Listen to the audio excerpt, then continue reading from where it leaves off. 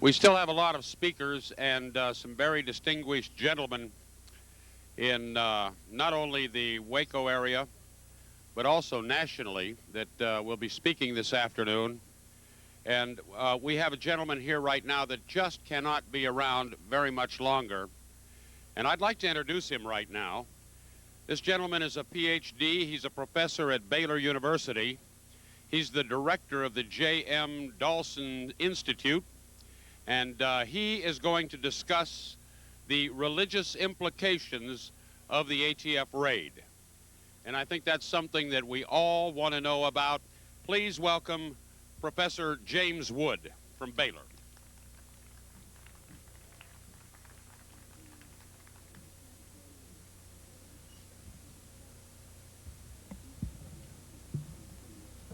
I'm really pleased to be a part of the observance of this day, and indeed the commemoration, if that is such a word, at least a day of remembrance of what happened a year ago. There are others here, and I certainly want to respect some schedule to permit them.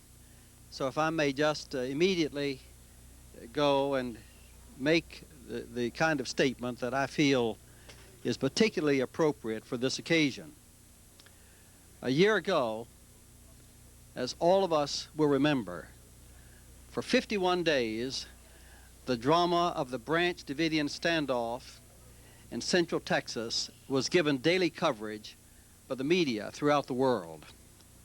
From the very time of the assault on the Branch Davidian compound on Sunday morning, the 28th of February, 1993, by approximately 100 federal agents, during which 4 agents and 6 Branch Davidians within the compound were killed, and 16 agents and an indeterminate number of Branch Davidians were wounded, to the drama's fateful, fiery climax on Monday, the 19th of April, in which at least 86 persons in the compound, including 17 children, lost their lives. The flow of news stories remained constant throughout the world. Daily reports were released by the press, radio, and television, with feature stories, indeed feature cover stories, appearing in the most widely distributed weekly news magazines: Time, Newsweek, U.S. News and World Report. From the very beginning, the confrontation between federal agents and the Branch Davidians provoked, then as now, a storm of controversy and acrimonious debate. It should be kept in mind today, as perhaps even more than during the past year, that the Branch Davidians had not been charged with any crime.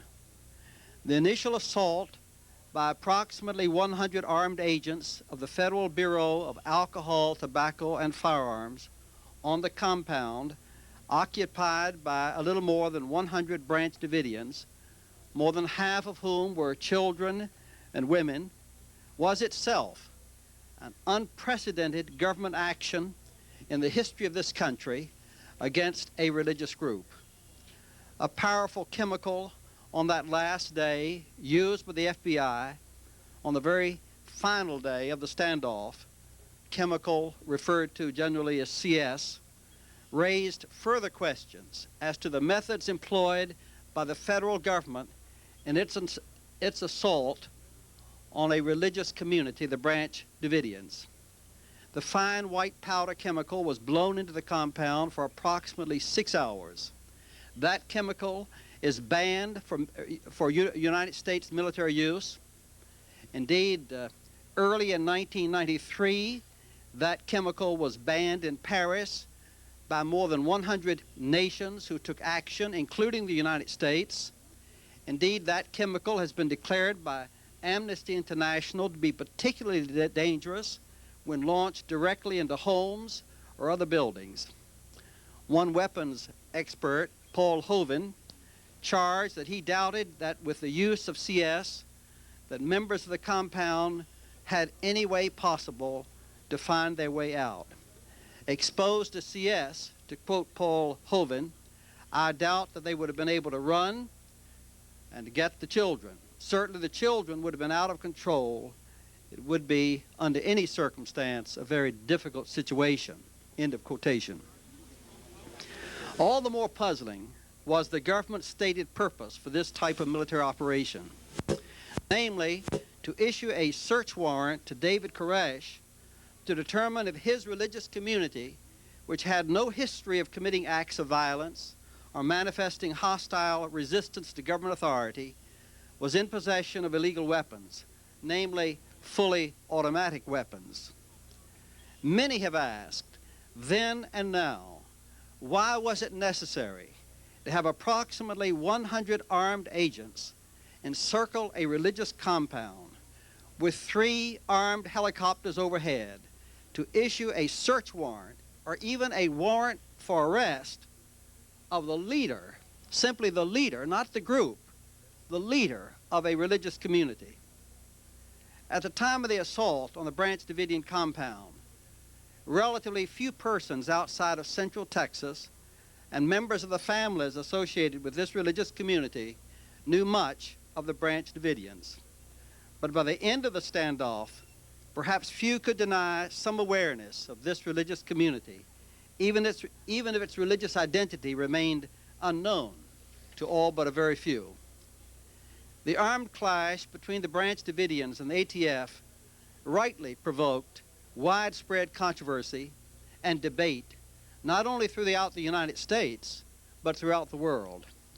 In some countries resistant to guarantees of religious rights and guarantees of religious liberty, the incident was used as a reminder of what may happen in a nation like the United States, which permits a wide array of religious associations without government certification and government jurisdiction.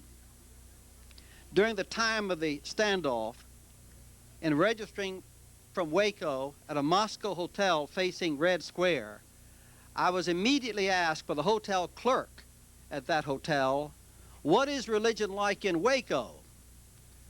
The shock of that tragedy that resulted from the Branch Davidian standoff was compounded for many because it involved a religious community with which they had no acquaintance and was therefore entirely unknown.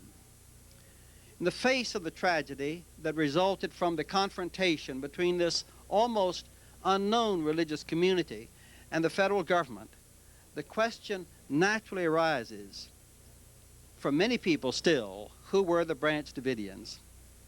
From the beginning, the Branch Davidians, as the Davidians from which they originally held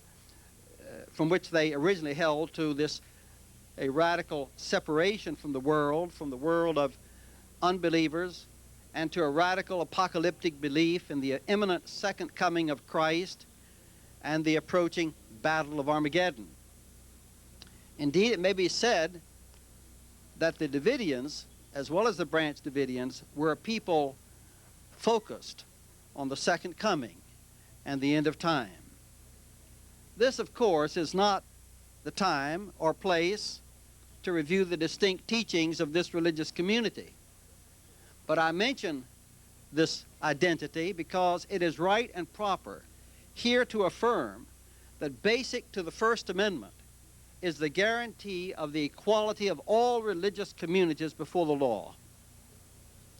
Let us reaffirm here today that the First Amendment exists, it serves to protect all religions, old and new, conventional and non-conventional, popular and unpopular, against government harassment, intrusion, and discrimination.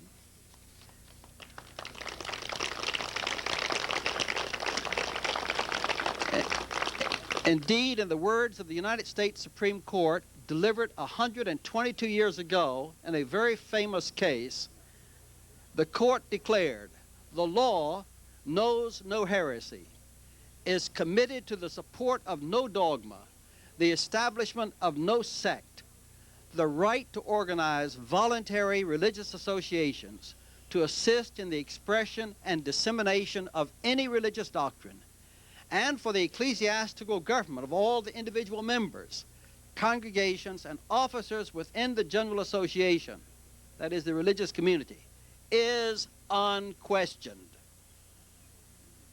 50 years ago, similarly, the Supreme Court declared that no agency of the state has the competence or the power to determine, and I quote again the court, the truth or falsity of beliefs or doctrines, or anyone, even though those beliefs may be viewed by outsiders as incredible, if not preposterous to most people. Many of us are here today because we believe that the denial of religious rights and religious liberty to any one group is a threat to the religious liberty of all groups.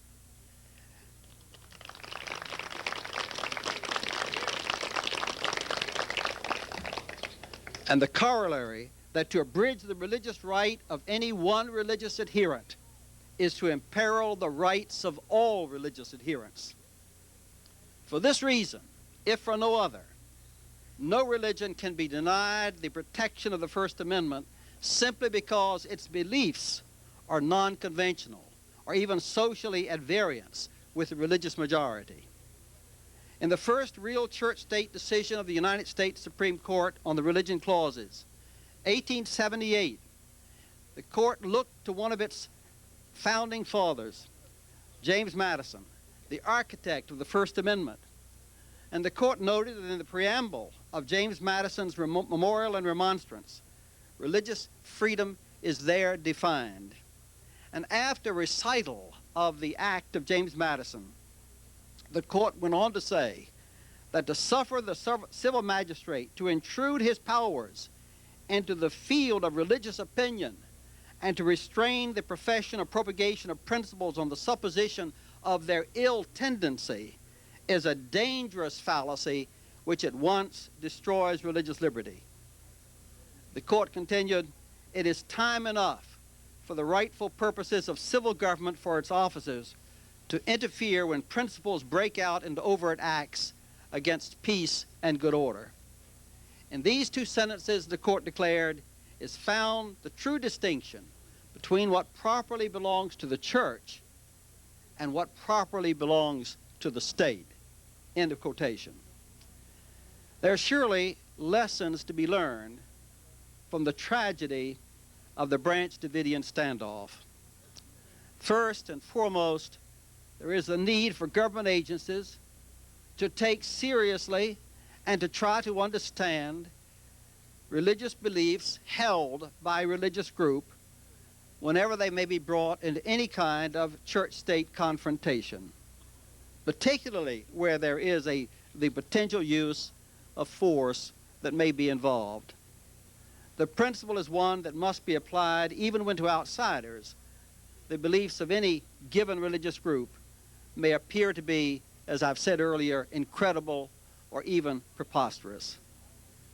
Government agencies would do well not to rely, as they did in the case of the Branch Davidians, on so-called cult experts and deprogrammers whose one purpose is to discredit the religious claims of non-conventional and unpopular religious groups and thereby promote religious intolerance and religious discrimination against them.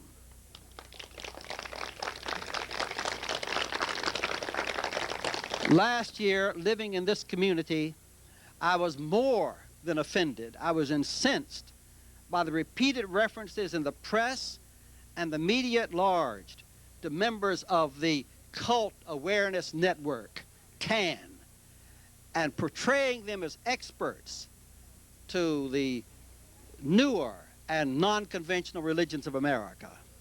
Indeed, to call members of that network experts, I would say, is both misleading and deplorable. The fact is that members of the Cult Awareness Network have a history of persecution of members of groups they deem to be, quote, cults. Actions of federal agencies from the beginning confirmed for the Branch Davidians their adversarial relationship with the outside world, fueled even further by their strong belief that the end of time and the Battle of Armageddon are near. The precipitous action of the ATF in its raid on the compound not only raised serious constitutional questions about the abuse of federal authority, but proved, as we know, to be counterproductive. In fact, it may well be argued that the actions of the ATF and the FBI provoked a radical response in view of the very beliefs of the Branch Davidians. Since David Koresh was looked upon as the Messiah by his followers, as one professor observed, to come out with your hands up is not what a Messiah is supposed to do. There was little indication that government officials either understood or took seriously the beliefs and religious claims of the Branch Davidians. In any event, merely to suspect a religious group to be in violation of firearms laws cannot justify the severity with which the government acted against David Koresh and his followers. As long as a religious group operates within the confounds of civil and criminal law, even though their teachings may be viewed by others as radically non-conventional and even socially unacceptable to the mainstream of society, the teachings and practices of that group are simply irrelevant to their full constitutional rights and their full religious freedom.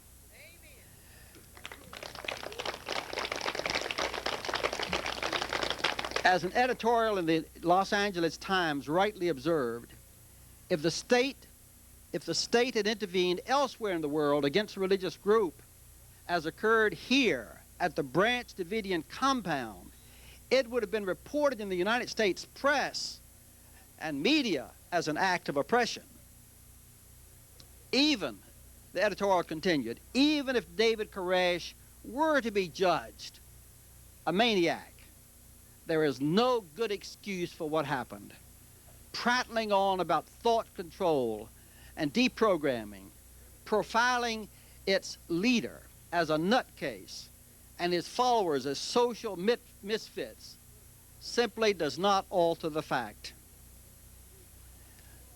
Although there is no attempt being made here on my part to justify violence, in this case, any actions of the Branch Davidians in committing acts of violence against ATF agents, both at the beginning and at the end of the 51-day standoff, far too little attention was given by both federal agents and the media to the circumstances of the assault against a religious group that had not been charged with any crime and had no history of any acts of physical violence.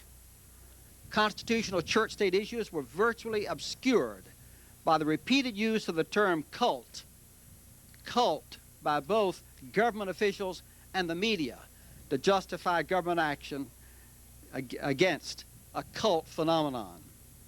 May I pause here to say that the very term cult, which invariably is directed at a religious group other than one's own, and a group with which one always disapproves, has no place in American public law or American jurisprudence, as does not belong in the vocabulary of any public official.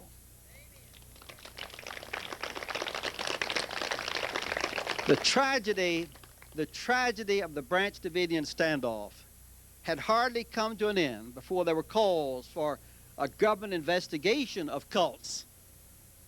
And such a broad government inquiry as that should and must be always resisted. To do otherwise is to raise serious constitutional questions and to ignore the restraint that prohibits government action short of probable cause. Government action against a religious group cannot be predicated upon that group's being non-conventional, and I repeat, unpopular, or socially disapproved. Any confrontation between government and any religious community which has no history of acts of violence and is not specifically charged with committing a crime does not warrant military action against that group on any scale. The use of force should come on the part of government only as a last resort. Indeed, these concluding words of a feature article in Newsweek are words with which I would like to conclude my remarks here. Namely, that unless the feds learn to deal astutely and carefully with non-conventional religions, the tragedy of the Branch Davidians is a tragedy that could occur again. Let us all say, never, never again. Thank you.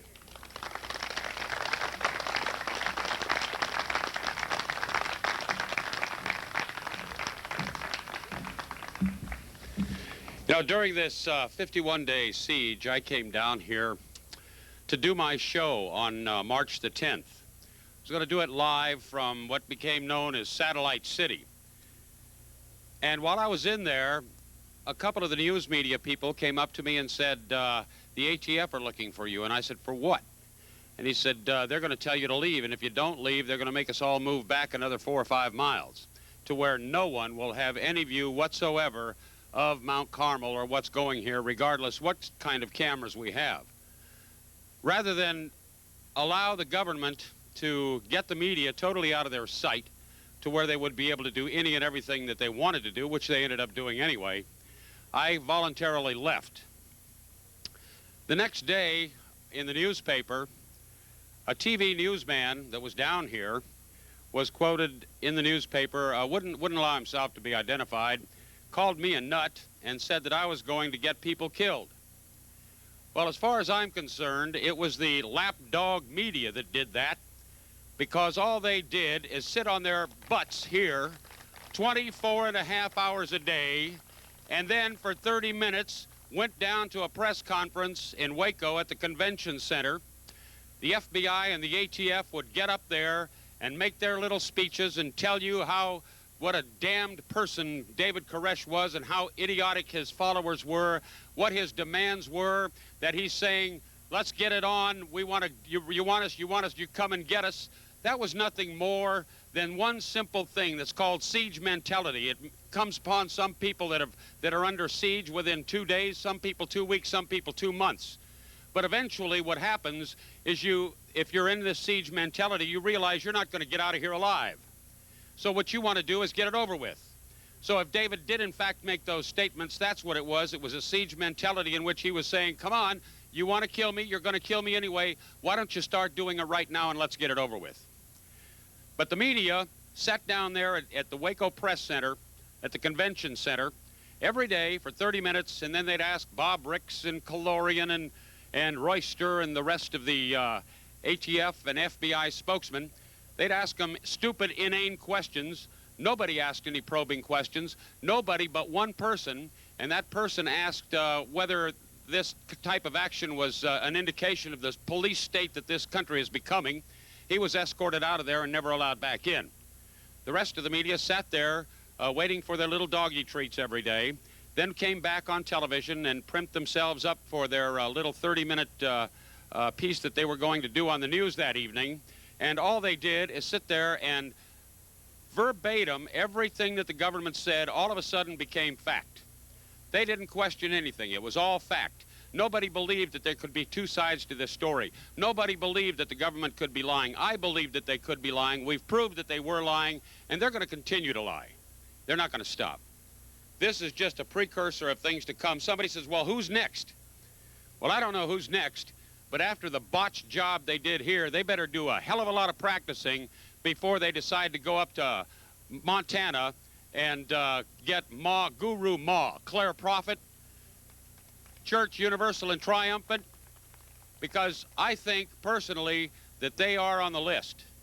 And I think Claire Prophet knows it, and I think everybody up there knows it. And I don't think the government at this point, if this is an indication of how good they are at what they do, they're going to go up there and really get their butts beat. We've got to continue on with our program. Thank you. Continue on with our program, and we have a lot of PhDs here today, very intelligent people that know what went on and are not sitting still and saying nothing. just as James Wood just did from Baylor University. I'd like to introduce to you a gentleman, a professor of religion at Texas Christian University, and he is going to talk to us about the concepts of the Free Exercise Clause. Ladies and gentlemen, Mr. PhD Ron Flowers. Ron?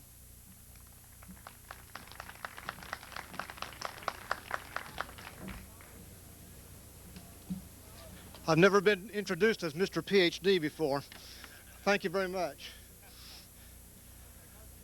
My friends, the religion clauses of the First Amendment to the Constitution of the United States say as follows: Congress shall make no law respecting an establishment of religion or prohibiting the free exercise thereof. We are here today to celebrate or to mourn an event that involves primarily the free exercise clause of the First Amendment. And my assignment today is to talk with you a little bit about how that clause has been interpreted throughout the years since the founding of this nation. I want to say at the outset that I agree with my colleague Jim Wood, my good friend Jim Wood from Baylor, completely in what he said a few minutes ago. In some ways, his act is a very difficult act to follow because he said some of the things that I want to say. But I believe these issues are so important that some repetition will bear doing. As we understand what the constitutional freedom of religion means, the Constitution guaranteed freedom of religion means, obviously over the years we have had to look at the Supreme Court because it is that court which finally has determined the interpretation of those clauses. And so I want to review with you very quickly some of the cases that have formed our jurisprudence, formed our understanding of the law about religious freedom. The first case that I need to mention to you took place in 1879. My good friend Jim Wood said it was 1878, but that's no problem. Reynolds versus United States. In Reynolds versus United States, the issue was whether or not a person who was a Mormon who could practice polygamy. Now, the background of all of this that I want to say to you simply is this.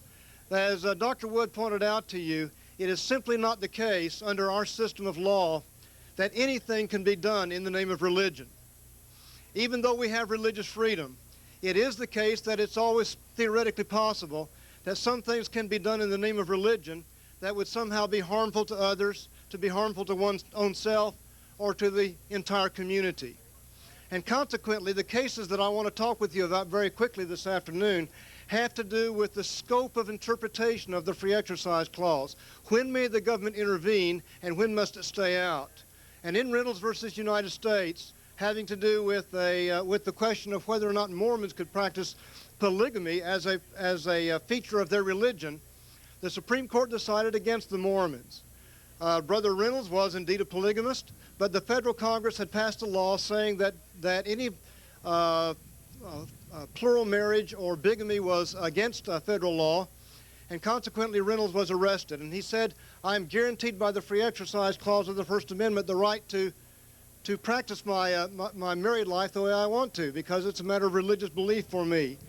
And the Supreme Court said, no, you can't do that, because the law must step in when the practice of religion has the effect of, in this case, damaging the moral fiber of society. And in that case, the Supreme Court laid out a test called the belief action test. In essence, the court said you can believe anything you want to, as Dr. Wood told us a while ago. You can believe anything you want to, no matter how absurd it may appear to others, no matter how bizarre it may appear to the majority. You have absolute freedom of belief, but you do not have absolute freedom of action. And in fact, any kind of action that the government considers to be harmful or detrimental to society can be interfered with. And so the court did not give the government many guidelines, and in fact gave it a good deal of latitude in how it could interfere with religious freedom. And from 1879 until 1940, that's the way the law stood in this country, with the government being able to have a great deal of latitude in when it could interfere with religious behavior. However, in 1940, in a case called Cantwell versus Connecticut, having to do with Jehovah's Witnesses, the court modified its viewpoint on this issue very much. Without going into all the details of the case, the Cantwells were accused of inciting to riot, disturbing the peace because they were preaching their faith on the streets of New Haven, Connecticut. And part of their faith at that particular time had some very uncomplimentary remarks to say about Roman Catholicism. And some of the people to whom they spoke were Roman Catholics. And what happened was that the Catholics had these fellows arrested for inciting to riot and disturbing to the peace. And the Cantwells took their case to the Supreme Court of the United States. And the court modified this belief-action distinction that the court had handed down in 1879 by saying that only when religious behavior presents a clear and present danger to society may the government interfere. In other words, what happened in the Cantwell versus Connecticut case was that the Supreme Court of the United States narrowed significantly and considerably the options that government has in interfering with religious behavior, and it broadened the idea of religious freedom. So it seems to me that one way that one can summarize the Cantwell case is to say that after Cantwell versus Connecticut in 1940, in this country, religious freedom was the rule and government interference was the exception. And that's the way the law remained for the next 23 years, from 1940 until 1963. In 1963, a case came before the Supreme Court of the United States entitled Sherbert versus Verner, which involved a Seventh-day Adventist woman. This is, as you may know, the Seventh-day Adventists believe that the proper day of worship is Saturday rather than Sunday. Mrs. Sherbert worked for some textile mills in South Carolina, and their work week was Monday through Friday, and everything was fine.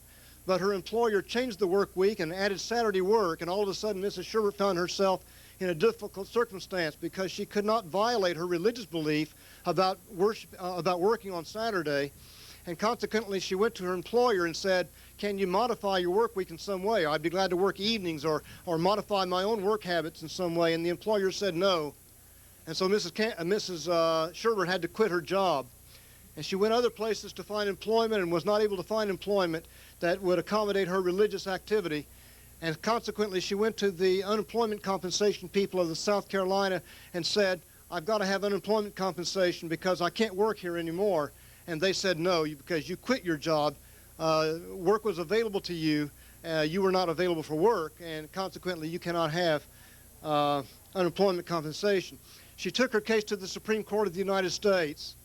And in that case, the Supreme Court found in favor of Mrs. Sherbert and against the state of South Carolina, and basically said that the clear and present danger test that I mentioned to you a few minutes ago, in fact, is not the test that we will use from now on, but they used rather what is called a compelling state interest test.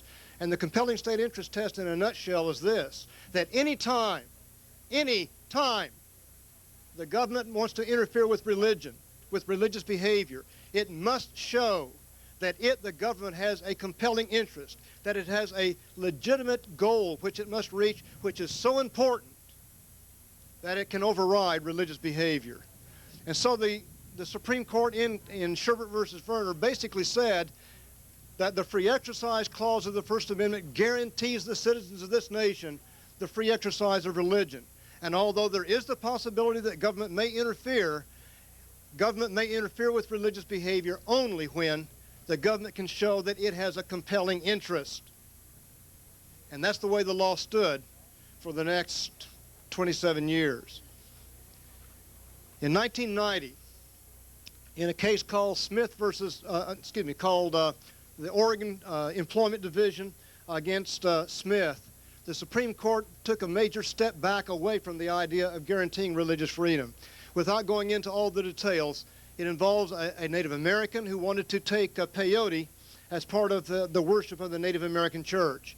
To oversimplify some, the Native American church uses peyote, which is a mild hallucinogenic drug, as its sacrament. And consequently, Mr. Black, who was an employee of a drug rehabilitation operation, had signed as a condition of his employment the promise not to take drugs. But he went to the Native American church and worshiped with them and took peyote, and when his employer found out about it, he was fired. And he went to the state unemployment people and said, "I need an unemployment compensation." And they said, "No, because you violated the law."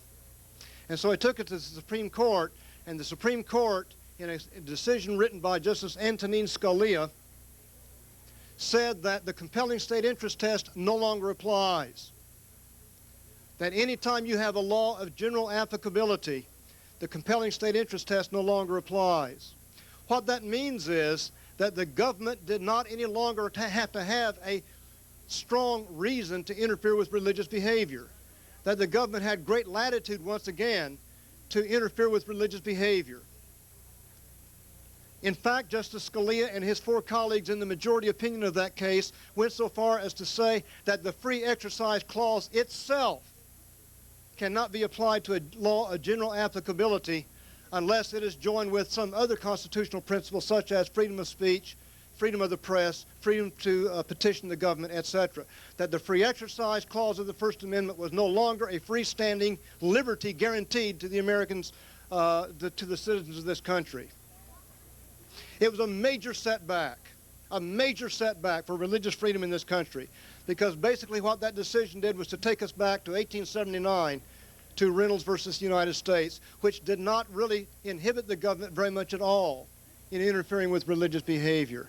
Unfortunately, the Smith case was in control. The Smith case was the law of the land at the time that the tragedy that took place on that hill took place. However, there's good news. And the good news is that on the 9th of November, I believe it was, 13th of November of 1993, President Clinton signed into law a bill called the Religious Freedom Restoration Act. And the Religious Freedom Restoration Act restores the compelling state interest test. It nullifies, in essence, we hope at least, the Smith case. So that today, again, the rule of law is that the government must show a compelling interest before it can interfere in any way, shape, or form with religious behavior. That is a very quick and oversimplified summary of the law of free exercise of religion in this country. I want to point out to you that there are 2 themes that run through this. Throughout most of our history, and this is certainly true today, the burden of proof is on the government that it has the right to interfere with religious behavior. If the government observes the law correctly, which is always a big if, is it not? The burden of proof is on the government to show that it has a legitimate interest that would cause it to interfere with religious behavior. I think that we would all agree, and certainly my colleague who spoke here just before I did made it abundantly clear, that the government in this situation at Mt. Carmel did not actually spell out its burden of proof, but acted precipitously and incorrectly and illegally in violating the religious freedom of the people who lived on that hill. But that's one theme. The idea is that the government is limited by the Bill of Rights of this Constitution, that the government is limited by the Free Exercise Clause of the First Amendment, and the burden of proof is always against the government to show that it has a legitimate interest before it can interfere with religious freedom.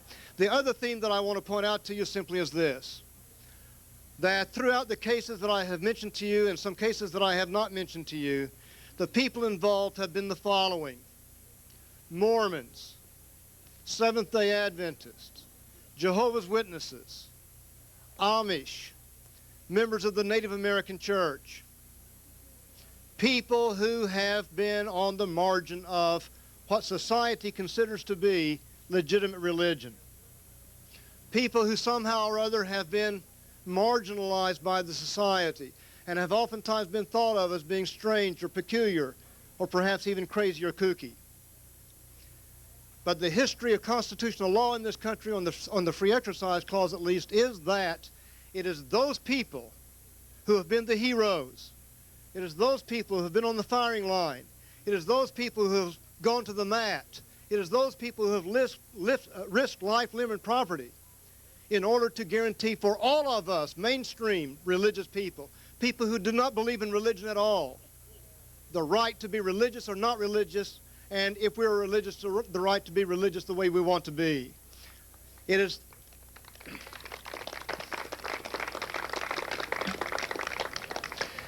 It has been those people that the main society and the media have considered to be the strange, the peculiar, the marginal, who have really guaranteed for all of us the religious freedom that we have.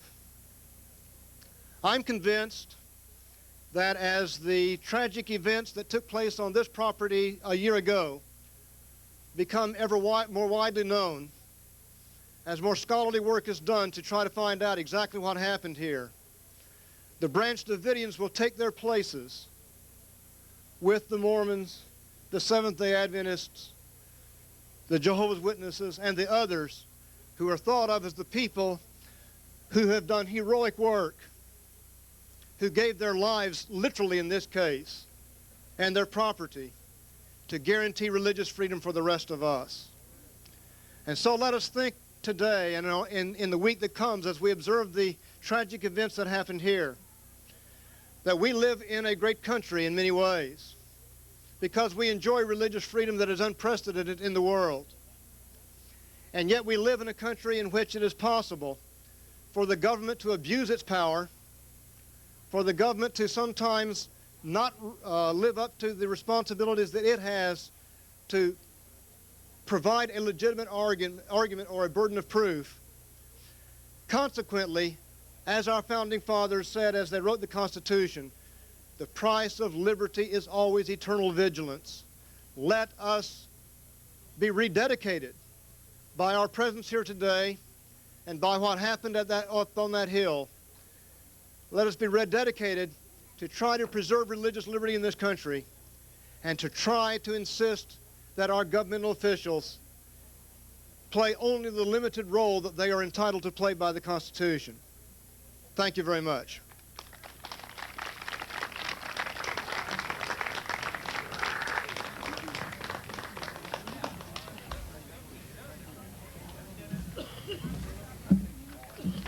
Now you know why I called him Mr. PhD. You know, right after we took the break here, I got to tell you something. Right after we took the break here at about 1 o'clock, a news camera came over to me, one of the television stations. I think it was one of the local Waco stations.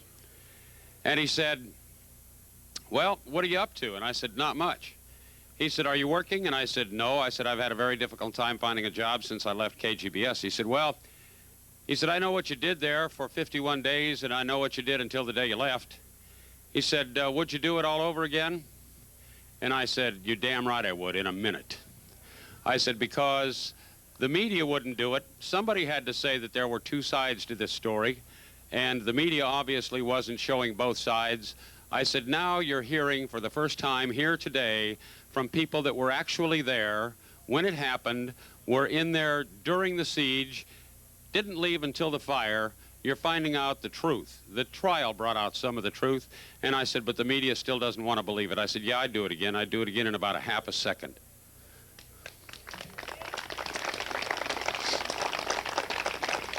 We heard so many things during those 51 days. We heard that the Branch Davidians were in a very heavily fortified compound, that David Koresh was hiding behind his children.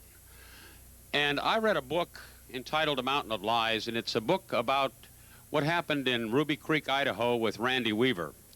And in that book there are a number of quotes from newspapers quoting ATF and FBI agents.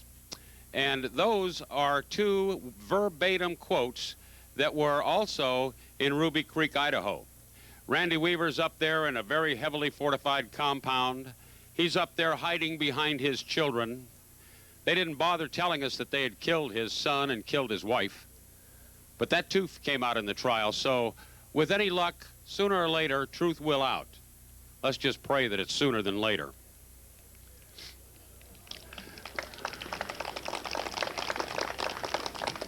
You know, there are an awful lot of ramifications of what took place right here at Mt. Carmel. We don't know all of what they are, but I'd now like to introduce you to a gentleman that's the professor of religion at the University of Kansas. His name is Dr. Tim Miller. Tim?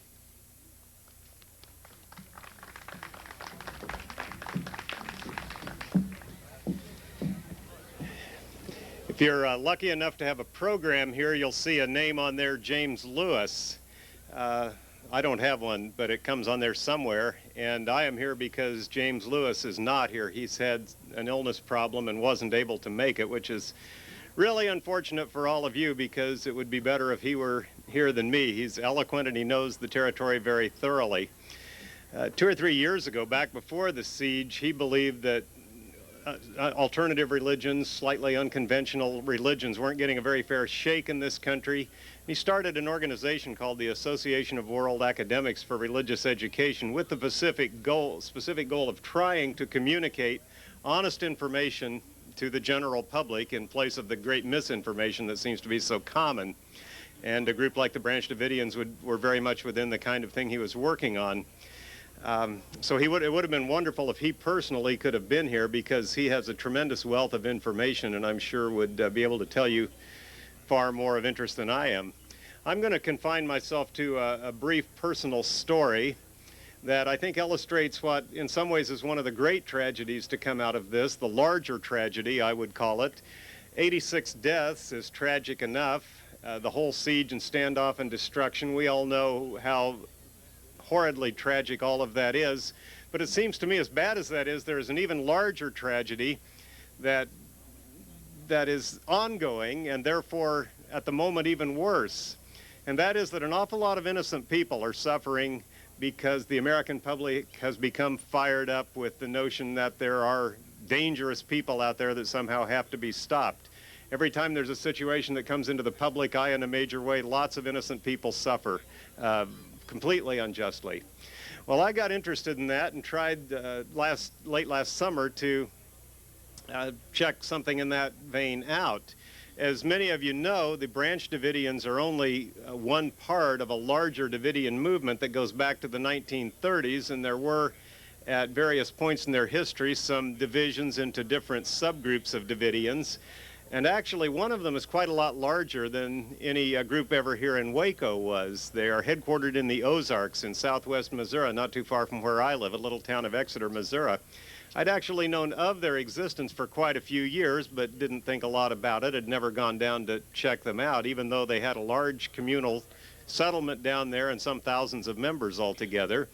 But after the siege of Waco, you can imagine, as someone who teaches in the area of religious studies, I became quite interested in this question: what is the spin-off for other Davidians? What is going to happen to other people who carry this name, which now carries such dangerous, terrible connotations? So I decided I would like to go visit them as a relatively sympathetic observer and just see for myself so I could tell people that there's a larger story. What are these people doing? So I wrote a polite, lengthy letter to the president of the Basham Hill, Exeter, Missouri, Davidian Adventist Fellowship, it has a long name, and explained what my purpose was, and I thought was quite, I thought everything would do them good. I thought my visit would be helpful to them, that by being there I would somehow help them show that they are not, because we have no reason to believe there's anything whatsoever out of line about what they're doing, and I expressed that to him. After a couple of weeks, I got a letter back from the fellow who's president down there. He sent me my own letter back, actually, and across the bottom he wrote in one line, he said, "We're very busy, no time for visitors." Well, I thought, now that's interesting. A group with thousands of members is so busy they don't have any time for visitors. And I am not one to be put down easily and quietly, I guess, and I thought, well, any group that big, you just better count on the fact they're going to be visitors. So I'm going down that way anyway. In a few weeks, I'll just go take a look for myself. I'll just drive up and see what they say. So I went down there and found the little crossroads town of Exeter and went into the grocery store, and after some inquiry, found someone who knew where they were and got these elaborate directions. You go out this way and there's this corner's not marked, but you take a dirt road down to the south and you better clock it pretty carefully. It's about 1.8 miles, and make sure you take the right turn there. And it's one of those kind of classic Ozark windy roads through the hills scenes. And anyway, I went down there and I spent over an hour looking for it. The guy in the grocery store had warned me. He said they took their sign down not too long ago. Well, I spent an hour driving around looking for this other group, and I couldn't find them. And I looked everywhere that could possibly be within the range, I thought. They'd actually, the conclusion is, of course, that they had made themselves deliberately very scarce. They were getting so much hostility just from having that name Davidian that they had basically done their most perfect job of dropping out of view altogether. And my only message here today is that I think that's tragic. There is a larger spin-off. Innocent people are hurting all over the place.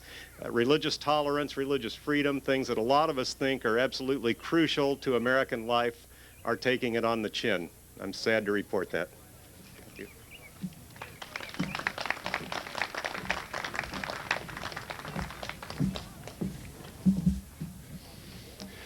Thank you very much.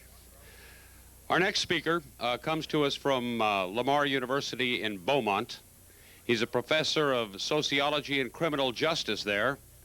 His name is Stuart Wright, and Dr. Wright would like to address the justice implications of the Mount Carmel raid.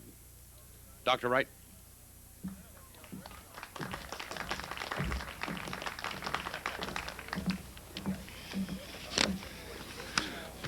One day after the April 19th fire, President Clinton walked out on the White House lawn and asked the following questions to the press. He said, "Is there something else we should have done? Is there some other question we should have asked? Can I say for sure we could have done nothing else to make the outcome different?" I want to suggest that in the order in which those questions were asked, the answers are yes, yes, and yes. I am at the tail end of a year's worth of research in which we're closing out a book commissioned by the University of Chicago Press.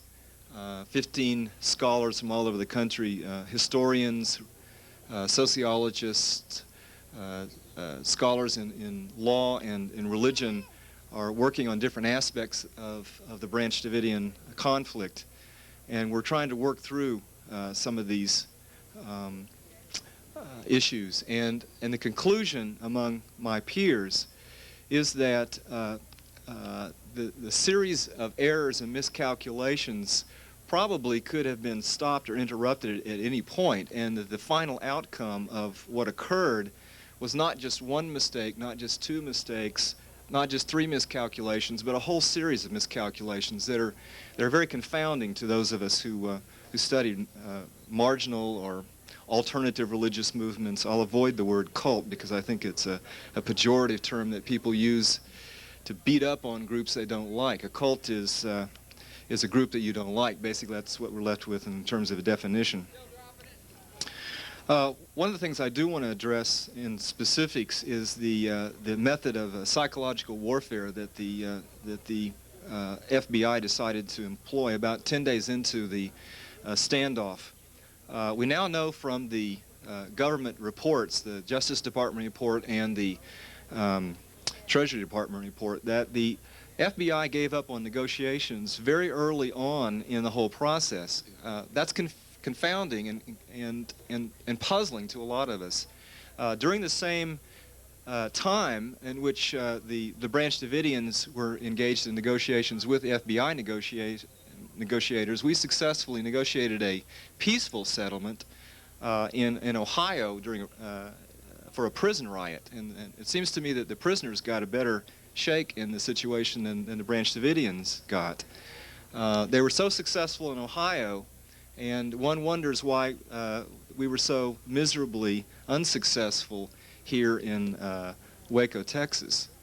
The psychological warfare tactic, which basically was an option that supplanted, it took the place of in negotiations, I think contributed largely to the outcome of April 19th. If you know anything about psychological warfare and pressure tactics, and perhaps you don't, the idea is to destabilize a group by sending them mixed messages, by confusing the message that is being sent, to basically send them into sort of a mental state of chaos, so that you get alternating methods or tactics or messages of threat and conciliation, coercion and conciliation. So that one day the FBI's attitudes would be very conciliatory, sympathetic rather, apologetic, extending themselves to be friends and ameliorative. And the next day they would be aggressive and coercive. They would send tanks out to smash the cars, the automobiles of the kids' motorcycles and so forth. This was by design. And the result they got was that those inside didn't know who they were dealing with. They couldn't possibly trust those on the outside. They didn't know what to expect from the government. It's not surprising that they expected to be killed by the government. And that is, I think, to some extent, a direct result of the methods that the FBI chose to use. No one has explained to me why they thought that would produce a positive outcome. We know that in some other situations against terrorist groups, perhaps this has been used successfully. One case was cited with Manuel Noriega, but I don't think the analogy or the comparison is a very good one. As Lawrence Sullivan said in his report to the Justice Department, he was one of the panelists out of Harvard who was asked to review the actions of the FBI. He said they totally ignored the fact that this group was religious, that their motivations were religious, that their thinking was religious, that they were a religious group, because the FBI dismissed their religion as a front, as a con, and that basically they were a criminal group who used religion as a front. So we have a logic which has a lot of flaws, which probably helps to complicate the matter, and probably contributed to the outcome, because the group thought themselves to be under attack and to be victims in this situation. Let me say just one more thing, and I'll cease. Nancy Ammerman, who was one of the Justice Department's experts asked to review the actions of the FBI, is a good friend of mine, and right after I found out she was chosen to be on this panel, I called her up and I said, Nancy, how is it that you were selected? No offense, but I don't really consider you to be an expert on new religious movements or apocalyptic sects or these kinds of groups. Nancy studies Southern Baptists. She has 2 books out, both on Southern Baptists. And I said, either the FBI thinks that Southern Baptists are a cult, or they're not able to make a distinction between Southern Baptists and Branch Davidians. And she laughed and she said, I'm not quite sure why they picked me, but I got a phone call one day, and Philip Heyman, the assistant secretary, deputy under Reno, asked me if I would participate. And she said, well, I don't think I'm really the person you need to talk to. Let me give you a list of people who I know are scholars, who have spent their whole lives studying these kinds of religious movements. They would be in a better position to make an evaluation. And Philip Heyman said, well, we're only interested in getting you, and if you're not interested, we already have our own list, and we'll go to the next person on the list. And Nancy said she thought about it for a while and decided that she would go ahead and agree to be on the list, because they would exclude the very people that needed to be on the list. At least she had contact with the people who she thought could be most helpful. And so we talked, and in fact she's got a chapter that will appear in my book, and it's rather revealing about the internal dynamics of the FBI culture. And I can tell you that there's a lot of dissensus within the FBI, sort of an internal warfare between the tactical people who like to go in with guns and solve their problems in military fashion, and those who would prefer to negotiate. And you know who won that internal conflict, the tactical people, and that's why we had the outcome that we did. Thank you.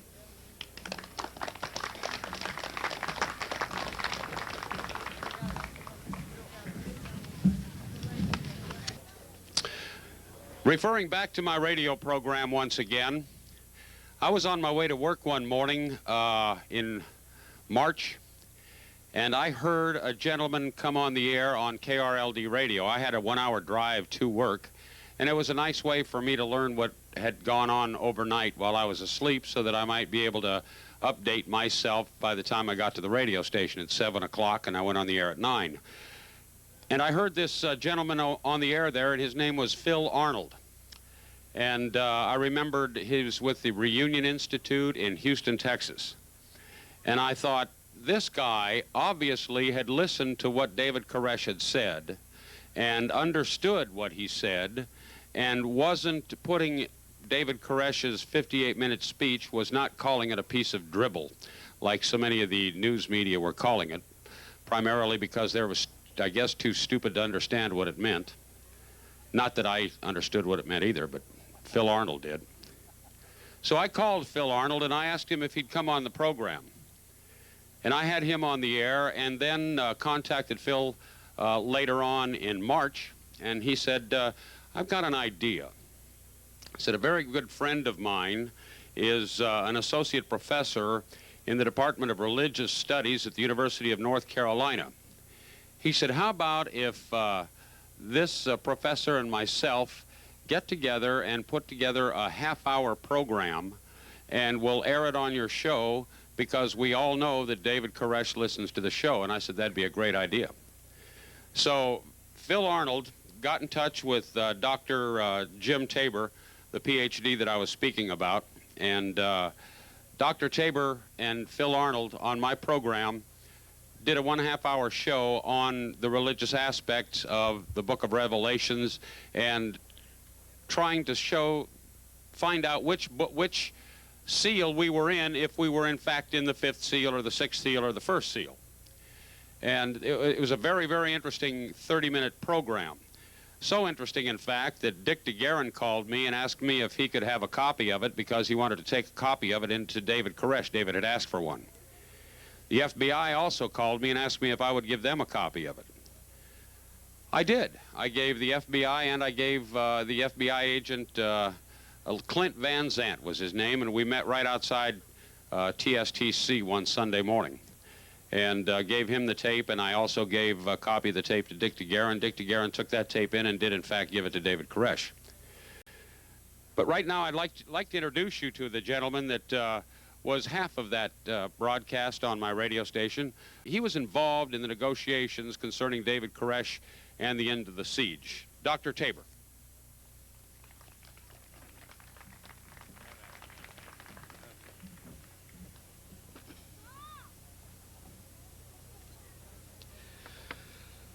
Well, professors don't usually carry Bibles, do they? You want a lecture or a sermon? Okay. Why are people here? I admire, for whatever many reasons that people have come, you people sitting out here in this sun listening to all these speeches, I find it moving. And I want to start actually with something from the scriptures. I want to tell you about the first Koresh. You know, there was a Koresh before David Koresh. I'm not talking about somebody in Florida. I'm talking about somebody in the 6th century BC. His name was Cyrus. But Jews were killed by Babylonians in the year 586, and they wrote a lot of the Psalms lamenting what happened. And I want to read you 2 passages and then comment on them. Psalm 79. O God, the nations have come into your inheritance. They have defiled your holy place. They've laid it in ruins. They've given the bodies of your servants to the birds of the air for food, and the flesh of your faithful to the wild animals of the earth. They poured out their blood like water, and there was no one to bury them. We become a taunt to our neighbors, mocked and derided by those around us. How long, O Lord, how long? And the other passage is from the same period, the book of Isaiah. Now, Isaiah lived through this period as sort of an eyewitness to the calamities of his time. He saw a lot of people die. He saw dead bodies in streets. He saw corpses. Here's what he wrote. The righteous perish, and no one takes it to heart. The devout are taken away, while no one understands. For the righteous are taken away from calamity, and they enter into peace. Those who walk uprightly rest in their graves. But as for you, the living, come here, you children of a sorceress, you offspring of an adulterer and a whore, whom are you mocking? Now it sounds like Isaiah was a person who had kind of a sharp tongue. To call someone not S-O-B, but the son of a whore. Who is this whore? Why is this kind of a language in the Bible? You see, what happened in the 6th century B.C. is that a very powerful governmental force came into the little country of Judea and absolutely devastated it. These Psalms that I'm reading are written as accounts of the aftermath of that. You heard how they mentioned dead bodies and corpses and fire, and how they talk about the dead resting, and there's sort of a feeling of bitterness. There are two sharply divided sides here. On the one hand, there's a group that thinks they're the righteous. On the other hand, there's a group that this group is calling the sons of a whore, of an adulterous woman. Now, if you go to the New Testament, a lot of people don't read the book of Revelation. You know what the book of Revelation is actually about in a word? It's about a worldwide repeat in a large, grand scale of that smaller event that took place in Judea in the 6th century B.C. In other words, the ancient Babylonian Empire came into Judea and devastated it. And the book of Revelation, if you've read it, just take chapter 18, chapter 19, Babylon has fallen, and so forth, is about the Babylonians coming, a different Babylonian at the end of days, and conquering the people that consider themselves the righteous. Now, Koresh was Cyrus, king of Persia. And he's addressed in Isaiah 45, and he's told, go take vengeance on those Babylonians. In other words, go punish them for what they did to these children and these women and these innocent people in the siege of Jerusalem. Now, all that is ancient history, but that's the backdrop, actually, to some of the scriptures that David Koresh was most interested in. Now, here's the strange thing about David Koresh. Some of you know this, some of you don't. David could sit here in Waco, Texas, near Elk, and I'm not putting it down, but frankly, this is not Jerusalem. The whole world was not here. There were some FBI and ATF agents, but there's only a handful of people here, 100 or so, that were eventually killed, maybe 87 of them. How could that be the fulfillment of the book of Revelation? Isn't the book of Revelation too grand for that? Isn't it too sweeping for that sort of thing?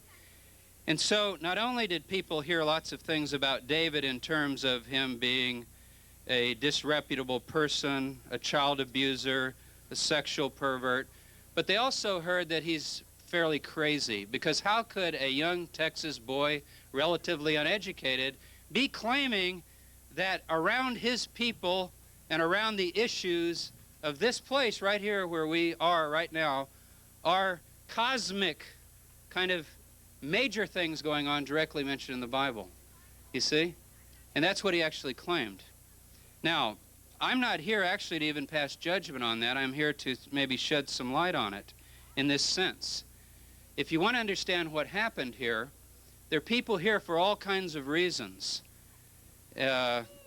Maybe mostly good, I hope. I don't think most people would come here unless they had some sort of feeling for what went on in a sympathetic sense. But what actually went on here from the standpoint of the students of the Seven Seals, who really don't even call themselves Branch Davidians, from what I understand, they came to study with David. What do they all say, if you know them? What do they all say about why they study with David? Every single one of them. Ask them. Some of them are here today. They say that David Koresh was able to go through the Bible, books like Haggai, Nahum, Habakkuk, books that nobody reads, really. Who reads them? I'm not going to, get personal. Have you read them? Have I read them? Ron hadn't read them. Where's Ron? But he's over there. But see, David was able, to these people's satisfaction, to show them that something was going on, as they said, line by line, precept by precept, here a little, there a little, that was actually unlocking the whole key to the entire scriptures. Now, I've devoted 30 years of my life to the professional study of the Scriptures, and I found myself drawn into this. David wanted to talk to religious scholars, right? Now, here I am. I have a PhD from the University of Chicago. I know the Bible pretty well. I would have loved to have talked to David. I would have loved to have had nice conversations with him and really got into it with him. Now, think of this situation in terms of the religious aspect of it, because no matter why you're here, the reason it actually happened had to do with a message. That is, why would those people not come out? If you've watched the videos that were made inside, they all say, we're convinced that David was able to unlock the Scriptures and is in touch with God, and therefore we're not coming out until God says that we should come out. Right? That was their position. Now, were they just stubborn, or were they naive, or were they ignorant? Why wouldn't they come out? You know, the public wondered. Because from their standpoint, here's this Waco, you heard all the jokes, kind of crazy guy who was babbling all this Bible stuff, Nahum and Haggai, and I'm a ravenous bird from the east, and my name is Koresh. What does all this mean? People don't normally get into these things. This is line by line. This is word by word, going from Isaiah 40, 41, 42, 43, line by line. What does this mean? What does this mean? What about this word? Where else is this found? Now, people would spend 15 hours studying. Why? Because they were a captive audience? No, because they got fascinated. They got hooked into the text. See, what the world did not understand, that the power of this whole thing had to do with people who had grown up believing the Bible had the truth in it, and here was a man, David Koresh, that had finally shown us what the Bible actually says in the greatest detail. For example, what does Daniel 11, verse 44 really mean? Well, most people would say, who can find it? You know, I hadn't read it lately. He would say, what does Revelation 10, verse 4 mean? Who is that messenger who's going to reveal all the mysteries and secrets of the Bible? Or should we just throw this book out? Now look at where I found myself then. I find myself as a biblical scholar, not being allowed directly to talk, but wanting to talk, and through these tapes, as Ron said, and Arnold, dialoguing with this person who had a completely different training. He didn't go to the University of Chicago. He didn't speak Hebrew and Greek as I do. So what is it? Now, at first I thought, well, it's kind of a delicate thing, you know. We know more than David, and we'll just try to kind of, not con him out, but, you know, talk, I don't want to say down to him, but, you know, he couldn't know what we know. But as we began to talk to Livingston, Fagan, and so on, we realized that David did have something. Now, I'm not here actually to endorse David's message. I'm trying to shed some light on why what happened. It didn't happen because of religious freedom, First Amendment rights, any of that stuff that people are rightfully interested in. It didn't happen because the government shouldn't have planned the 28 raid, February 28th. I mean, it did and it didn't. But it wasn't about that. What it was actually about was this, quote, uneducated Texas kid who claimed he could explain every word in the King James Bible. I was intrigued with that, you see. Now, where did we get with David? Really nowhere. We couldn't talk to him. But we did begin to open up some things, and you can talk to David Thibodeau and so on. David appreciated us because at least we were listening. We were saying, David, what are you really saying? You know, we've got text, you've got text, let's get into it, you see. And we did that. That's the setup. Now, why did I start with this first Koresh? The ancient one, Cyrus, king of Persia. Because you read those texts, they're so stark, they're so right and wrong. On one side is the son of a whore, on the other side are the righteous that are slain and their bodies left for animals to eat. Now, the Bible's that kind of book. Do you know if you open the book of Revelation, it's that way too? Are there two sides in the book of Revelation? Are there 3 sides, 4 sides, or 5 sides? There are 2 sides, right? There is a war with the Lamb, and there is the beast. Who's in the middle? Nobody, you see? Now, I am not here to tell you that over there in those ruins were the righteous, and here were the wicked, or reverse it. The wicked, the child perverter, the sex maniac was in there, and the righteous, our culture, was out here. In other words, who is Babylon? Now, I have my opinions, and if you're real smart, you can probably figure out where I stand. But that isn't what I came to do, to lambaste the government and say David was right and, you know, preach his gospel or something.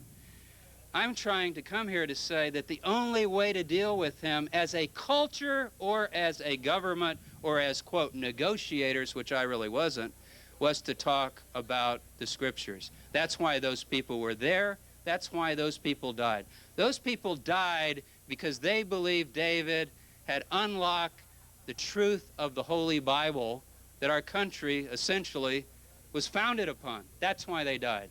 They died for a noble cause. Now, if they're wrong, they are to be pitied but not hated. I would call them naive, maybe even foolish. People have believed a lot of things that were wrong, I suppose, in history and died for them. Now, if you go back in the ancient times, when the Babylonians came in and destroyed Jerusalem, we're reading their side of it. And what did they say? They've come in, they've burned our place, they've killed our children, they've left us as prey. They are the wicked sons of the whore, and we are the righteous, and God is going to judge this world. That's the perspective that David took up. Now, why did I start there? Because I want you to see that the perspective of the Branch Davidians, right or wrong, is an ancient perspective, not a new perspective. Somebody talked about a new religious movement. The perspective of a minority group facing the Babylonians goes back to Abraham. And then the text I read, and all the way through, and even the book of Revelation. You see? It's a long history. Your job is to decide which side is right if you have any interest in the Bible. Now, you know, 3 things were done wrong here. The pressure and the harassment was wrong. And wrong, I mean it wouldn't work. If you pressure and harass a religious group that says, we are the righteous people of God and you are the wicked Babylonians who have killed our people, what would that pressure do? I mean, let's ask a grade schooler. Would that make them weaker or stronger? See? What did Jesus of Nazareth say? The Beatitudes. Blessed are you when people revile you. What did he say about himself? They will spit upon me and reject me and say all manner of evil, you see, against me. Okay? So pressure and harassment was wrong. This wasn't a hostage, barricade, rescue situation. This was a group of Bible students that were attacked by the ATF for alleged violations of some firearms laws on February 28th. These are people that took the communion twice a day, the Lord's Supper. Who does that? These are people who read the Bible for hours, who had every line marked, every word, and thought they were right. As far as I'm concerned, the only way to deal with them is approach it on that level, and that's what Philip and I tried to do. So the pressure and harassment were counterproductive. The vilification, saying David is wicked and evil, what do you think that does to the inside? Even if they were wrong, what does it do? It just solidifies them, right? Blessed are you when they say all manner of evil against you. In other words, even on a tactical level, everything done was stupid in terms of a dedicated religious group. It was the opposite. And finally, the attack on the 29th was the worst of all. Why? Because sticks and stones can break my bones, right, but words can never hurt me. Well, CS gas is the sticks and stones, and tanks coming in. Now, what was David doing the night before the tanks came in? We're talking about April 19th, maybe about 9 in the evening. He had written this letter on Wednesday. Sunday night, he was working on this manuscript. If you read this letter in which he does mention Philip and me and talks about giving us the copy of it, which at least showed he had enough of respect for us to think we would read it, you know, and maybe comment intelligently on it and say, well, this does, you know, say something. This is an incredible letter. I think we even have copies if some of you don't have it. But if you don't have this letter, this is the last sort of living communication of David Koresh. It's an incredibly interesting letter from any standpoint. But among other things, he says that he is going to be given over into the hands of men that he's coming out, he's going to be arrested. He worked it out with Daguerre and Zimmerman. He was coming out. And he says, I know that I will be made a spectacle of, and people will be concerned about the truth, not be concerned about the truth of God, but the bizarrety of me in the flesh. I think that's fairly perceptive. Do you think the current affair would have wanted maybe an interview from jail with David Koresh? And would they have asked him about Isaiah 59, verse 3, and what that might mean? Or would they have asked him about what? Are we talking sex, drugs, and rock and roll? Or are we talking scriptural exegesis? David knew that. Fairly intelligent comment here. He says, I thank my Father that he's granted me the chance to do this. I thought David thought he was God. Do you realize that Edward Dennis on October 8th, summarizing the entire FBI Justice Department investigation, here was his final sentence, press conference, October 8th. In the final analysis, we simply didn't know what to do with a man who thought he was God. Now that's interesting. That shows, I don't want to be sarcastic, but why not? That shows some real in-depth study of David's teaching. Here he says, I thank my Father. I wonder who that might be then. If he's God, then who is he thanking? And, who is Yahweh? Jehovah, and so forth. You know why they thought he was God? Because he adapted the prophecies of Isaiah, where Isaiah says, thus says the Lord, and then he goes, I will do this, I will do this, I will do this. And David would write that, say, look, it says, I will do this, I will exercise my wrath upon Babylon. That thus says the Lord. David wrote it, therefore he thinks he's God. If you read any of it, he says, and you should listen to my servant David. I wonder who that was. In other words, this is really interesting, isn't it? Here David is thanking his father, but he's supposed to be the father, And then he says, I will do this, but listen to my servant David. Maybe that was David Thibodeau. You think that could have been David Thibodeau? You see what I'm saying? Nobody was reading this stuff carefully. Did anybody sit down and really say, now, what is this man trying to say? Now, he says, I'm working night and day, and, so forth. Now, on the day of the fire, Jeff Jamar said, we have absolute evidence. He's the head of the FBI operation here. We have absolute evidence. Absolute. He said it on Nightline. He said it on Larry King. And he said it on a couple of the network news. Absolute evidence that David was not working on the manuscript. Many of you have a copy of the manuscript, right? And we know even who typed it and when it was typed, and he was working on it, right? Now, you want to know the last words of David Koresh that are recorded, at least? They're pretty interesting. Look at the last page of the manuscript. You know what he says? He quotes Joel. Gather the bridegroom, gather the children, assemble the people, let them come out of their closet. And then he gives a commentary on it. This is what he often did. He quotes the scripture and then explains it, applies it as he understood it. And I don't have it with me, but I can paraphrase it. He says, isn't it time for us to come out and be revealed to the world as those who love Christ in righteousness? Those are his last words. Sunday night, about 9:30 in the evening. Now, what happened the next morning then? David was trying to figure out what God wanted the whole time. Now, let's say that you decided God wanted you finally to reveal your message to the world. You will go to jail and let everybody say what they want, but you got the message. That's what he had decided, and we had worked with him on that. Why don't you separate yourself from the message? He agreed. He's going to do that. Dick Daguerre and Jack Zimmerman had worked out all the legal things. It was worked out. He was coming out, you see? Now, he thought, God wants that, right? I'm going to do it. He said, I thank God, I'm going to do it. If tanks come next morning, 5 o'clock in the morning, and start knocking holes in, what do? Do you get out your computer, say, oh, I think I will today write the second seal of the manuscript. This must be what God wants me to do as you're looking out the hole and tear gas is coming in? No, what do you decide?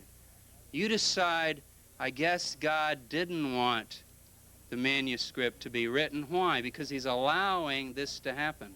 This is how David thought. He didn't have it all written out. He had a general idea of what was supposed to happen, but not the specifics. I've got tapes of him in '85, and he says all this is supposed to take place in Israel, in another country even. But then when he got attacked here, he began to think, well, maybe it's supposed to be here, you see. Now that was the variation. That was the variable. David was coming out. His last words are, "I'm coming out." His last letter says, "I'm working night and day on this manuscript." That's the triple tragedy of this thing. The first thing, February 28th, should have never happened. That's where we start, right? 51 days, tragedy number 2. You harass and vilify somebody and pressure them, and where do you get? Well, where we got. And the third big mistake, going on April 19th, when he said, "All I'm waiting for 51 days is my word from God." Do you understand what this is? Here goes my... Actually, these notes have nothing on them. They're just paper. This is, according to David, his word from God. Read it. So, what am I saying? I'm saying 2 things in summary. First, this is not new. You choose your side.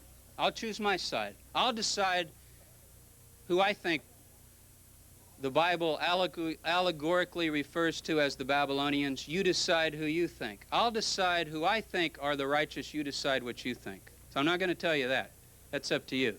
But I'm telling you, it's not a new conflict, it's an old conflict. Martyrs, Jews, Gentiles, Christians, throughout the ages. My name is James Tabor. Have you ever heard of the Taborites? What happened to the Taborites? They're not my followers. But they lived in Bohemia in the year 1516, and they went up on a mountain, and guess what happened to them? They were burnt out and all killed. What were they? Radical Reformation types that said, let's go back to the Bible and so on.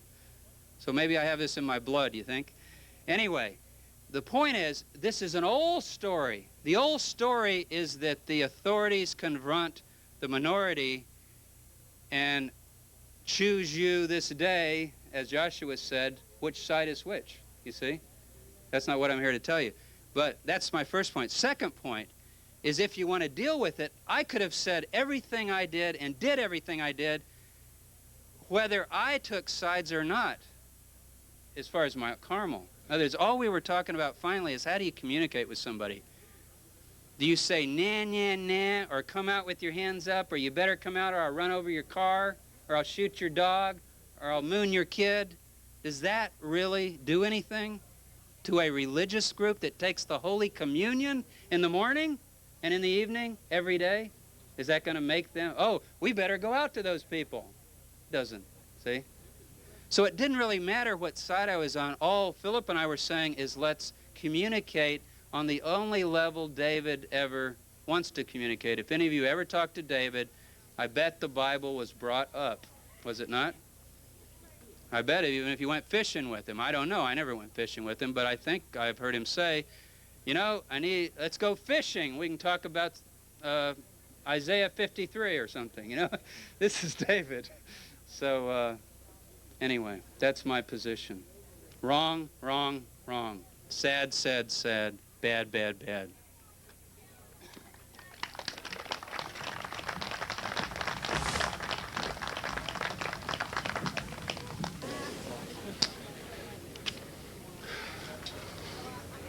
Jim Tabor just talked about a letter that he and Phil Arnold got from David Koresh. David Koresh also wrote me a letter. He wrote me a letter, well, actually it was a note, on March 28th, and asked Dick DeGuerin to bring it out and give it to me. And the letter basically said, this portion of the letter was written by Dick DeGuerin. It said, "Dear Ron, would you please help my attorney, Dick DeGuerin, obtain any videotape you possibly can of the initial raid that took place on March the 28th. Then there was a line on there, and underneath that line, Dick DeGuerin had printed the name David Koresh. David Koresh signed it, dated it March 28th, 1993. And then under that, he wrote in his own handwriting to me, said, "Dear Ron, thanks for your fair concern in our matter. May our constitutional forefathers arise from the dead and kick butt." Dick DeGuerin brought that note out, and I got the note, as I mentioned, when I took the tape from Doctors Phil Arnold and Jim Tabor down to him after April the 1st. Only Dick DeGuerin gave me, he let me read it, And then he took it with him and said I couldn't have it because he may need it for a court case that was coming up. I understood that. Then after David and 85 or 86 others died here on April the 19th, about, I don't know, a month or two after that, I contacted Dick DeGuerin and I said, look, Dick, I said, I'd like that letter that belongs to me from David Koresh. And he said, well, I thought I gave you a copy of it. And I said, no, I said, I don't want a copy of it. I want the letter. I said, the letter was written to me, signed by David Koresh. I said, it belongs to me, and I'd like you to give it to me.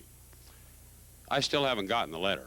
I don't know if I will or not. Of course, Dick DeGuerin could probably afford a hell of a lot more attorney fees than I can, being that he is an attorney and it won't cost him anything.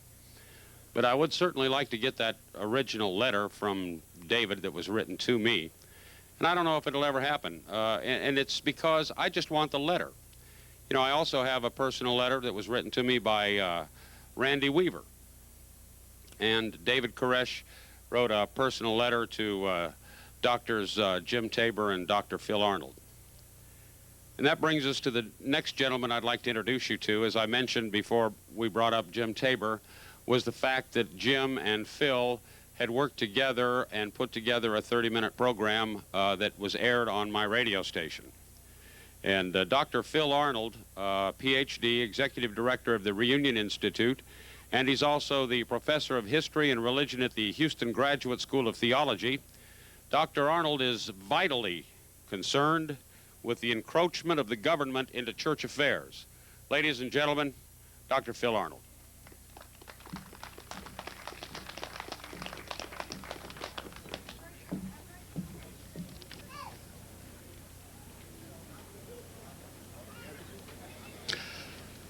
There was a standoff at a religious center in 1836 when government forces surrounded a group of people, a little place called the Alamo in San Antonio, Texas. Ever heard of that place? Yeah. Ever been there? You remember what took place there?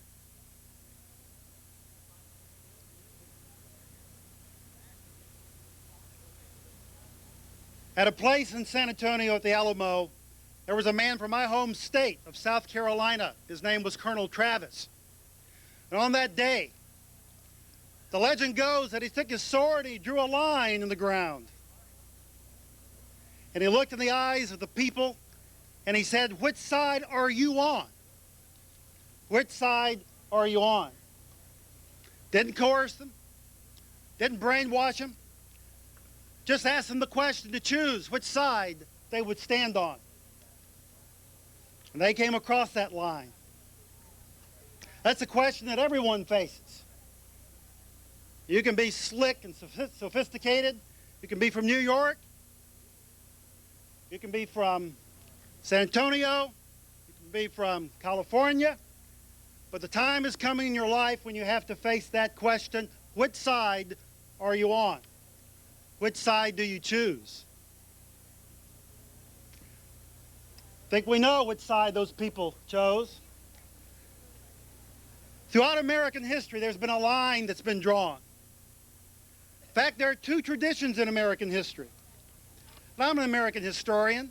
Let me just tell you a quick history lesson. Take me about 20 seconds. The Puritans came to this country for religious freedom. Once they gained control of the colonial government of Massachusetts, they gave too much power to the government. And what happened? What happened to the Baptists? Some of you are Baptists here in Waco. Do you know your history? Do you know that many, many Baptists were whipped down the streets of Boston till the blood ran out of their bodies? How many of you are Quakers? The Quakers were hanged in the streets of Boston till they were dead.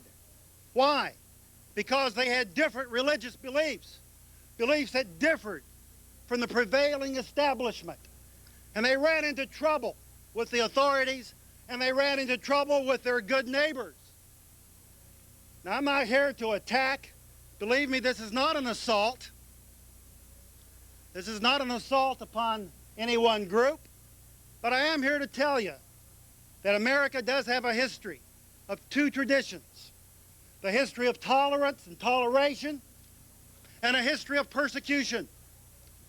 And you know that history. And many of you have fell into one of those camps. Hopefully you have not been part of the tradition of persecution. There have been many good Americans in government, in law enforcement, in the media, in religion, who have stood up for minority groups throughout this country's history. And they have protested against the persecution of minorities. And they have fought for religious freedom. But some people ask me, how can you talk about religious freedom and the rights of religious groups when you're talking about the Branch Davidians? Aren't they just a bunch of damn cultists? Pontius Pilate asked the question years ago, 2,000 years ago, what is truth? I ask you the question today, what is the truth? Are the Branch Davidians merely cultists? Should they be denied the right to worship? Should they be relegated and reduced to mere cultists? The Branch Davidians, as you've already heard today, the students of the Seven Seals, have a long and rich history going back scores of years. And like many other groups throughout the history of Christianity and Judaism, they have studied, as Dr. Tabor has explained, the prophecies of the Bible in an attempt to understand what the book of Daniel says, what the prophets say, what the book of Revelation says. They have reached conclusions that you, I, may disagree with, but they have reached these by studying the text, by trying to learn the Hebrew and the Greek, by looking and studying and wondering and thinking night after night and day after day, praying and fasting to try to understand. Is there anything unusual about that? Let me tell you, I've got a book at home that gives Sir Isaac Newton's interpretation of the book of Revelation. Sir Isaac Newton wrote a book on the book of Daniel and Revelation. I've read it. And believe me, what David Koresh says is a lot better than what Sir Isaac Newton said. And I don't agree with either one of them. But I'm just showing you that people have tried to study that book for many, many centuries. The Davidians were doing that. They were Torah observant. That is, like the very early church, and like Jews for many centuries and thousands of years, they believed in obeying biblical law. The seventh-day Sabbath, the festivals of the Bible, some of the laws of the Bible, they believed that they should observe those. They also believed that God could speak to a living prophet and give him visions and revelations and insights into what the community should do. You may not believe that. I may not believe that. But this is their faith. They are a church. And to use the word cult is an insult, not just to the Davidians. It's an insult to your intelligence. Don't use it anymore. Stop using it. There's no need to call a group that. We've grown out of that kind of use of slang words to refer to minorities 10, 20, 30, 40 years ago. It's time that the media and the government and we as individuals no longer use such rhetoric to refer to people who have a religious faith, who are a church. Whether you're a member of that church or not doesn't make any difference. I could take hours to tell you about the Branch Davidians' beliefs. I'm not going to do that. It's just the fact that they did believe that the seven seals contained prophecies, the book of Revelation, that were being fulfilled here in the United States, in Texas, here in Waco. Some things right here. This is what they believed. And they believed that David Koresh understood these things better than people who had come before him. Why did they not come out? What's the truth about that? As Dr. Tabor has explained, they believed the Bible commanded them to stay inside Mount Carmel until certain events took place. Then they were going to come out. But they had to stay in there for a while. Now you say, well, why did they just come out anyway? I mean, after all, there were law enforcement out here. Well, the reason is the same reason that you who are Catholic would not take the Eucharist and throw it on the floor and stomp on it. Why would you not do that? Because you believe it's sacred. It has religious value. Those of you who are Jews, you would not take the Torah and tear it to pieces and burn it. Why? Because it's sacred literature. It's the Word of God. If you're a Baptist, there are some things you don't do because you don't think it's right. Is that so hard to understand? Does anybody not understand that? Well, let me tell you, it seemed when I talked with the government and the media, many, many members of the media, not all of you, but many of you, did not understand that. You kept saying, well, why didn't they just come out? It's because the religious faith had them convinced that they had a duty to God to stay in there. Is that so hard to understand? Jesus understood it. Moses understood it. Gandhi understood it. Joan of Arc understood it. I think I understand that, and I think most of you do too. The Branch Davidians had a commitment to God to stay in. Now, we don't believe, perhaps, that they were right in interpreting that commitment, but it is what they believed. And that's why they couldn't come out at the time. Eventually, they were coming out. I recognized these things after a couple of days because I, like Jim and others, had studied these things, and I could see from David's work that they were really convinced about these things. So I realized the government had a job to do. The government believed it had a certain law to enforce. The Davidians believed they had a certain law to obey. What do you have? Two freight trains coming down the same track. Something had to be done, I said. And like a man who knows that an earthquake is going to hit San Francisco in a couple of days, or like a Jew on the streets of Berlin, and you know there's going to be a massacre of your people in a few years. Like someone who knows that the jet fighters are going to shoot down those helicopters over Iraq. You know this in advance. What do? Well, you speak out, don't you? Don't you grab somebody by the lapel and say, listen, please listen. You've got to listen to me. There are reasons these people are doing what they're doing. You've got to learn to communicate with them in language they understand. And no one would listen. Lip service was rendered, but no one could hear what I was saying. And I don't mean to attack. This is not an assault. This is not an assault. I'm just telling you that no one can understand what I was telling them. Why? Because they're secularized. This age doesn't understand religion very well. It's just a fact. You people understand it. Some of us understand it. Many of the founders of the country understood it. But there's a growing secularization. People don't understand the religious language. They don't understand faith commitment. A few tried to listen. There were a couple of FBI agents who talked to me on the phone, and they seemed to understand just a little what I was saying. But as they tried to convey the message up the line, it got lost. And without scholars sitting down with these FBI agents and going over it carefully, they were doomed to misunderstand and never really listen to what David was saying so that there could be a way figured to come out. That was the problem. It was a serious problem, and I could find no way around the impasse that was built into the bureaucratic system so that word could get to the right people. It was very difficult. Again, I ask you, what is the truth? What is the truth? As Pilate asked that question 2,000 years ago, what is truth? And which side do you choose to be on? The side of tolerance or the side of intolerance? The government simply needs to learn the language of the religious group in the future. And we hope to be of service to these religious groups, to the government and the media in the future, to be able to communicate if ever another crisis arises. We have questions, too, about the truth. What really happened? What really happened on the 19th? We really don't know yet, do we? Why did they go in at the time they did? We don't understand. Why at that time? Why not wait a little longer? Who called the shot? We don't know. What is the truth? I don't know. What is the truth? I want to know.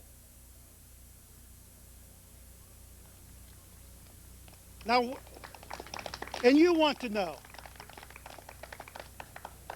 Now, when we turn our attention to the media, we have looked at the Davidians. We've looked at the government. When we turn our attention to the media, and this is not an attack, this is not an assault, but let me ask you something, media people. Some of you are indeed honorable men and women. But some of you, had you been in my class, in historical research, I would have kicked your ass out a long time ago. Why? Because you do not know how to research. You don't know how to ask questions. You don't know how to search. You're not good investigative reporters. I'm not asking you to be Jesus Christ. I'm asking you to be a Sam Donaldson or maybe a Ted Koppel. Ask them hard questions next time. Go back and look at yourselves on videotape of the press conferences. You did not ask tough questions. Those few of you who did, then I applaud you and I salute you. But I'm sorry to say that some of you did not do a very good job of searching out the truth about the Davidians. You never cornered any religious scholars and sat down and talked to them for a couple of hours about what the seven seals were and why these people were in there. And it's sad to me. I suggest to you, my friends, that you reevaluate your lack of pursuit of excellence, that you reevaluate your professionalism and your love of truth. Do you love truth? Do you want to know what is true? Can you ask, what is true? Or are you trying to write a story or maybe to meet a deadline? Well, we have a deadline. We have a whole line of dead people. Don't create straw men. Don't create a straw man. You know why? When you create a straw man and you demonize someone or you make someone seem a fanatic, when you exaggerate these qualities, when you take video and freeze frame a face, you put it on television night after night, freeze frame, in laughter, in innocent laughter, that face will look demonic. And that's what you did, didn't you? You bet you did. You freeze framed David's face and you showed it on the airways night after night. You created a straw man, and straw men burn. And I don't mean to assault. This is not an assault, is it, David? It is an assault. Is it the truth? You be the judge.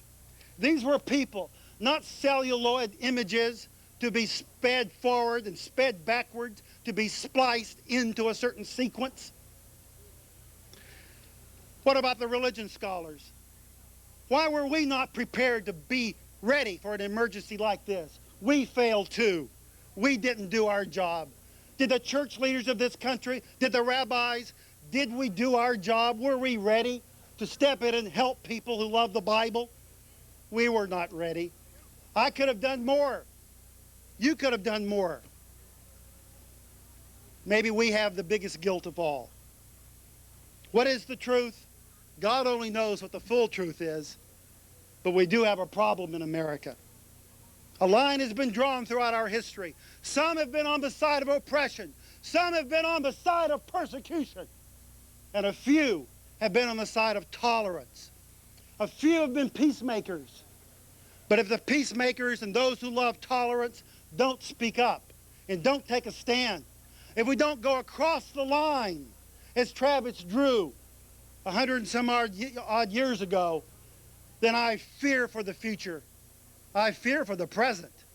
We are in mortal danger.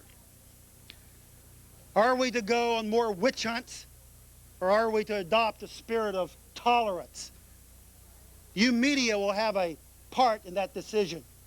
The government will have something to say about it too. The citizens will, and so will religious scholars. I close by reminding you once again that Travis drew a line. You draw a line in your heart today and choose, will you come across that line? Will you take a step and stand up for freedom, for liberty, for understanding of people with differences? The judgment is now before us.